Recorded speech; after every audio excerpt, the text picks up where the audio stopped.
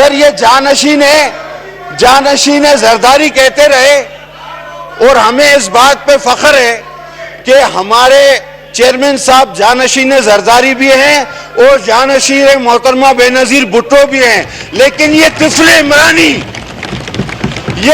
عمرانی جس کا ذکر تفصیل کے ساتھ کتاب میں موجود ہے، اور جو اپنے قد سے زیادہ بڑا ہونے کی کوشش کرتا ہے، لیکن یہ سمجھتا ہے کہ ہمیں اس کا ماضی اور سیاست میں آنے کی اس کی محنت نہیں پتا۔ خدا کی قسم پورا پاکستان جانتا ہے، یہاں ہمیں بولتے ہوئے شرم آتی ہے۔ جناب علی، ہمیں وہ کچھ بھی پتا ہے کہ جو بقول اول تو ہم دیوار کے پیچھے نہیں دیکھ سکتے، ہم نے دیوار پہ چڑھ کے پیچھے ضرور دیکھ لیا ہے، ہمیں وہ بھی پتا ہے۔ جناب علی، انہوں نے کوئی ذکر نہیں کیا کہ یہی میرے بھائی اکنامی کا ذکر جب آتا تھا تو یہ کرتے تھے کہ پاکستان کا ٹوٹل قرضہ، اب یہ بولتے ہیں ہاں یا نہ، یہی آدمی یہ بولتا تھا 1-2 ارب ڈالر لائے گا عمران خان، حکومت کا 200 ارب ڈالر حکومت قائم ہونے کے کب؟ دوسرے دن، اور ورلڈ بینک کے منہ پہ مار دے گا۔ آج یہ کہاں گیا؟ آج یہ مفرور بھاگا ہوا ہے۔ یہ کہتے تھے کہ 15 لاکھ روپے روزانہ کرپشن ہوتی ہے، وہ بھائی اس 15 لاکھ روپے کا حساب تو دو۔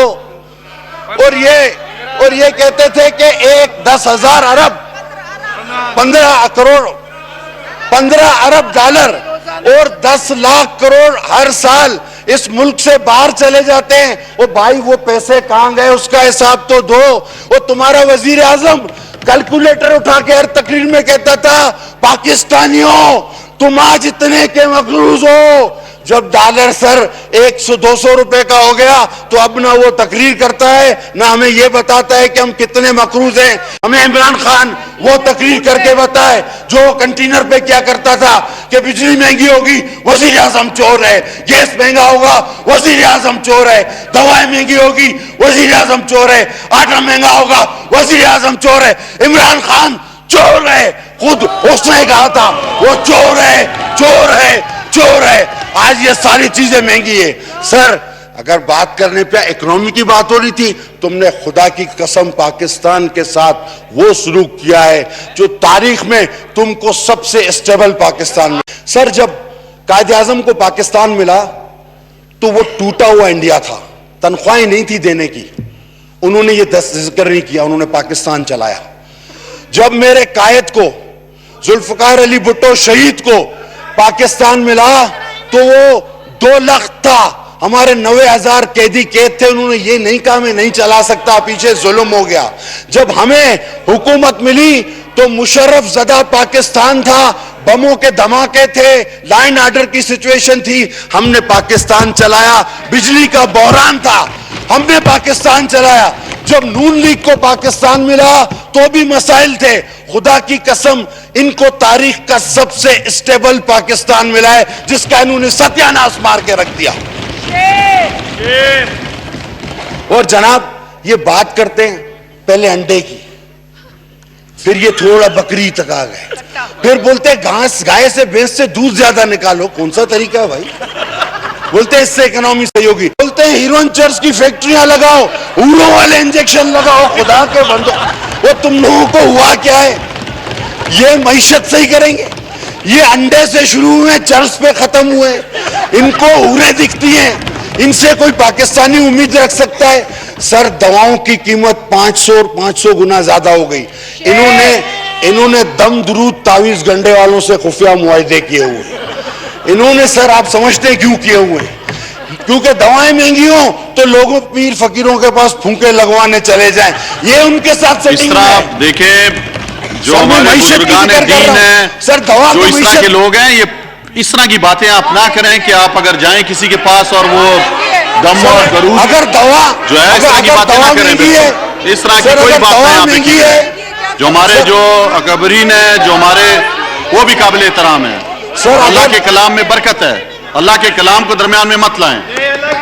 بات سنیں سر، اگر دوا مہنگی ہے تو میں کیا اس کا ذکر نہ کروں؟ آپ اللہ کے کلام کو درمیان میں مت لائیں. سر میں نے اللہ کے بالکل اس طرح کی بات اللہ کے کریں. کلام کا ذکر کیا. آپ نے کہا ہے کہ دم درود اور اس طرف جاتے ہیں. سر دم اور درود میں حضور حضور صلی اللہ علیہ وسلم کے نام میں برکت ہے. ایک بات سنیں سر, ان چیزوں میں مت اگر آپ کو مجھ سے بحث کو اس طرف مت لے کر سر, اگر آپ چاہتے ہیں کہ مجھ سے بحث فرمائیں تو سر آپ اسپیکر صاحب کو سیٹ پہ بٹھائیں, آپ آ جائیں, میں آپ کے ساتھ آرگومنٹ کرنے کو تیار ہوں. آپ ایسے اسپیکر, میں اس کرسی کی عزت کر رہا ہوں, میں اس کرسی کی عزت کر رہا ہوں جس کا فائدہ اٹھا رہے ہیں. میں نے آپ کو سر یہ کہا کہ دیکھیں پاکستان میں جب غریب آدمی کو دوائیں نہیں ملتی, جب غریب آدمی کی پہنچ سے دوائیں دور ہو جاتی ہیں تو وہ بیچارہ صرف دم درود کے سہارے پہ چلتا ہے. دم درود بھی جائز, لیکن اس کو دوائیں نہیں مل رہی, ٹوٹل دم درود پہ کیوں لے جایا جا رہا ہے؟ سر میرا یہ کہنا تھا آپ سے, ذرا حوصلہ رکھیں سر, آگے چلے سر. آپ کہتے ہیں سب ٹھیک ہے, کتے کی ویکسین لگائیں, کس کو چاہیے لگوائیں؟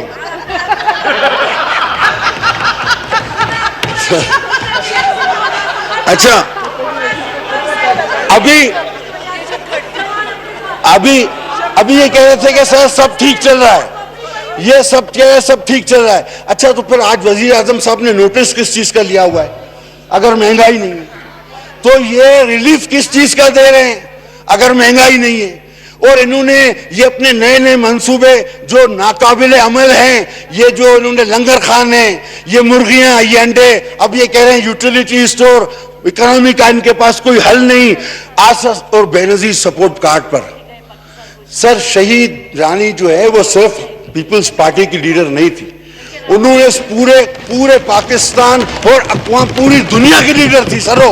اس نے سر فخر سے بلند کیا پورے پاکستان کا, لیکن ان کے دل میں ایک چھوٹا چور بیٹھا ہوا ہے. اب میں اس کو چھوٹا نہیں کہہ رہا, چھوٹا چور ہے جو تنگ کرتا ہے.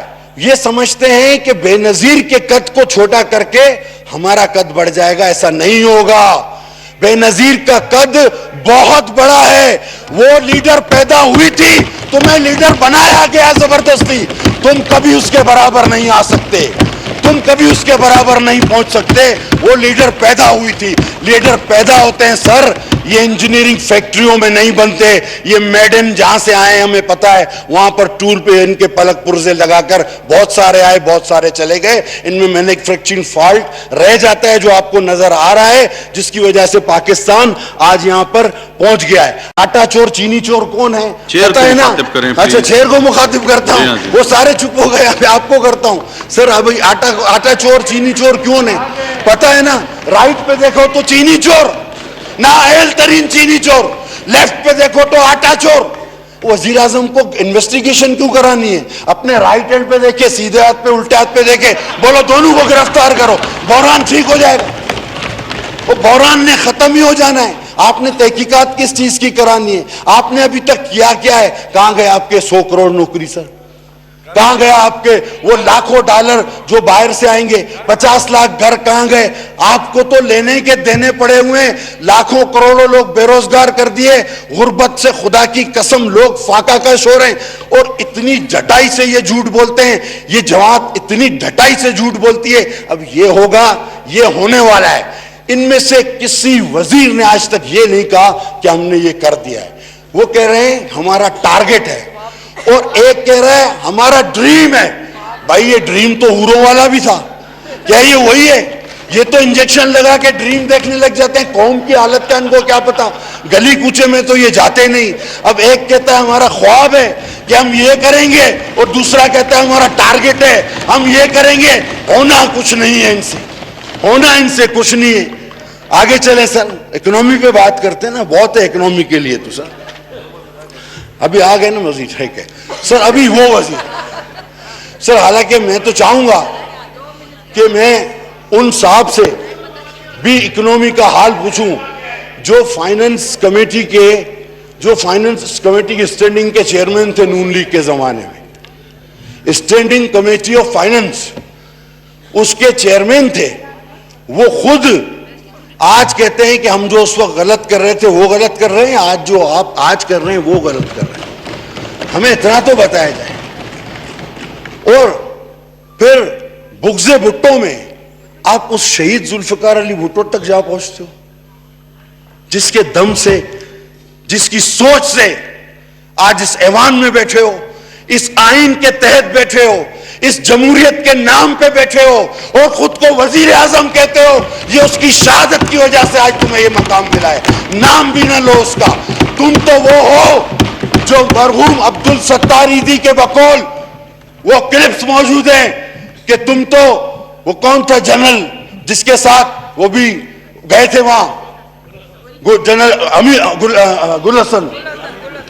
حمید گل, جنرل حمید گل کے ساتھ افغانی ایدھی صاحب کے یہاں گئے, یہی عمران خان, کہ ہمیں بے نظیر بھٹو صاحبہ کی حکومت کا تخت الٹنا ہے, آپ صدر بن جاؤ میں وزیر اعظم بن جاؤں. اس نے بولا نہیں بھائی میں تمہارے ساتھ نہیں آتا. پھر یہ مشرف کے پاس گیا, بولا تم صدر بن جاؤ میں وزیر اعظم بن جاتا ہوں.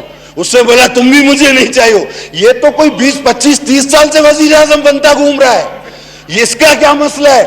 ابھی اس کو کسی اور نے پکڑ لیا وزیر اعظم, اس نے بولا ہاں چلو بنتا ہوں, لا کے بٹھا دیا. اس دن سے بھاگا ہوا ہے, قوم غرق, ملک غرق, بیڑا غرق, کوئی پتہ نہیں کہاں ہے.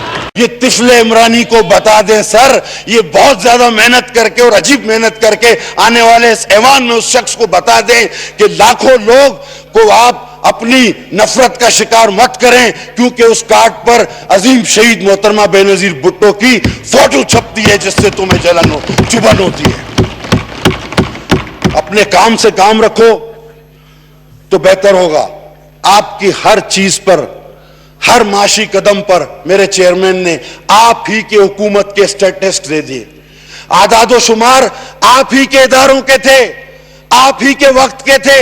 آپ نے کیا تقریر کی؟ آپ نے حسب روایت جہالت پر, ذاتیات پر آ کر شور شرابہ اور چیخنا چلانا, جس کے بارے میں پہلے بھی کہہ چکا ہوں کہ آرام سے کرے تو یہ بات ہو سکتی ہے, لیکن عادت جو چیخنے کی تو ہر بات میں چیخیں نکلتی, تو آرام سے بھی یہ بات کر سکتے ہیں, لیکن نہیں, انہوں نے چیخنا ہے, ذاتی حملے کرنے. سر معیشت پہ بلاول صاحب سے زیادہ بہترین تقریر آج تک تو میں نے اس ہاؤس میں نہیں سنی. جو انہوں نے فیکٹس اینڈ فگر دیے, لیکن حال ان کا یہ, ہاں ان کو ان کی تقریر پسند آتی جو بولتا ہے جرمنی اور جاپان ساتھ ہے, جو بولتا ہے انجیکشن لگاؤ ہوریں دیکھو, جو بولتے ہیں چرس کی ہیروئن کی فیکٹری لگاؤ نوجوانوں کو روزگار دو, جو بولتے ہیں دودھ بھینس سے زیادہ نکالو, بھی زبردستی کیسے نکالے بھائی, جو بولتے ہیں جو بولتے ہیں درخت رات کو آکسیجن چھوڑتے ہیں, جو بولتے ہیں قبر میں رات کو انسان کو سکون قبر میں ملتا ہے. یہ جو وہ ٹیگور کے اور اس کے مکس کر دیتا ہے دانشوروں کے فلسفے, وہ سر خدا کی قسم جو 1 ارب درخت لگا لیتا ہے اور جو 12 موسم سال کے پیدا کر لیتا ہے, یہ آدمی اپنی نوعیت کا, اپنی نسل کا ایک ہی آدمی ہے پوری دنیا میں. اس کو ابھی سے ورثے میں رکھو, اس کو ابھی سے عجائب گھر میں رکھواؤ. سر قسم سے بھاگ گیا تو ملے گا نہیں, میں بتا رہا ہوں آپ کو, اس کو ابھی سے عجائب گھر میں رکھواؤ, کیونکہ ایسی باتیں کرنے والا اس طرح کا نمونہ دوبارہ نہیں ملے گا ہمیں. تو میں سر آپ کو یہ بتا دوں, نہیں میں نے نام نہیں لیا, میں نے کسی کا نام نہیں لیا. سر سڑکوں پہ نکلو, میرے ساتھ چلو, روڈ زون سے باہر نکلو, تمہارا ایم پی ایم این اے جہاں جاتا ہے جوتے کھا رہا ہے. خدا کی قسم تم لوگوں نے اس ملک اور قوم کے مقدر میں اندھیرا لکھ دیا ہے. اس ملک اور قوم کے عوام نے جوتے تمہارے نصیب میں لکھ دیے ہیں. غریب تم سے پریشان ہے, مکمار آدمی تم سے بیزار ہے. تم نے ملک کی معیشت کا ستیہ ناش کر دیا ہے. اوریں دیکھنے کے علاوہ تمہیں کوئی کام نہیں ہے. اور سر اگر میری قیادت کو کبھی کچھ کہا جائے گا, میری قیادت کے بارے میں غلط لفظ استعمال ہوگا, تو یاد رکھیے گا کہ پھر بچے گا کوئی بھی نہیں. پھر میں آخری بار وہ وجہ بھی بتاؤں گا جو میرے شہید قائد کے لیے ایک بات کہی جاتی ہے کہ ایوب خان کو وہ ڈیڈی کہتے تھے. میں نہیں کہنا چاہتا وہ کیوں کہتے تھے, مجھے مجبور نہ کیا جائے. بہت بہت شکریہ.